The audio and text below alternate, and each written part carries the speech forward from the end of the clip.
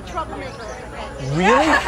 Well, I knew it was a dicky move, but I honestly did it because it We're being sent to the principal a lot, and the principal was down the other way.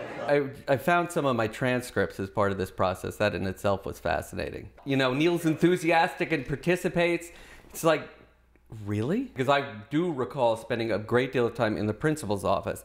And what I recall being sent to the principal for, which was probably an un-New Lincoln thing to do, and maybe didn't even really happen, was I used to speak out of turn all the time. For the high school graduation, you were the only one who came in jeans. But it was New Lincoln. Why would you go to the... You were the only one who came in jeans. But I don't know, do you think I did that on purpose as like a... You did that on purpose. You absolutely did it. Was there a guidance counselor in the way that there is now? I remember these big, wide, triple-wide stairs, and Avery, Jacob, and I would do this. You know, we'd kick each other's briefcases, and we were the only geeks in school in 1973 who were carrying briefcases.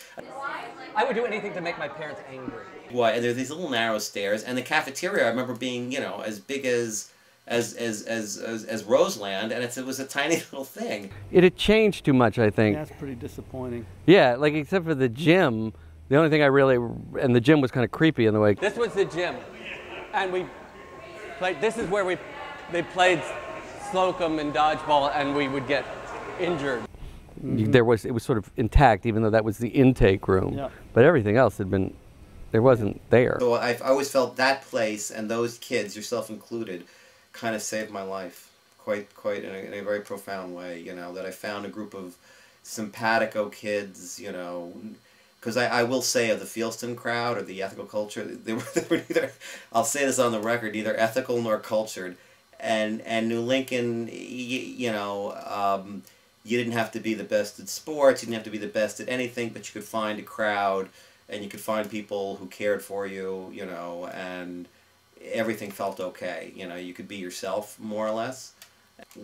You would have died at those schools, as would have I, as would have many of our kids. And it was the perfect, my kids now attend a school, it's a lot like New Lincoln, and they're thriving. But going back and seeing Vern and everybody, it meant everything to me, and I have... you know, I get emotional, actually, seeing how well everybody turned out, you know, that it's just a very decent group of people. It means everything, you know, that everybody, they're just good people, you know. I'm making a film. You leave. You're filming yourself? I'm filming myself, and I'm talking to my friend Tony. Here's something that stuck with me. I remember it was like the last week of senior year, and I said, I can't believe this is over. I said, this is over. And I think the last day of school, I came home, and I burst into tears. I was just so sad it was over. How? With a camera. That's a camera. Oh, you're like video?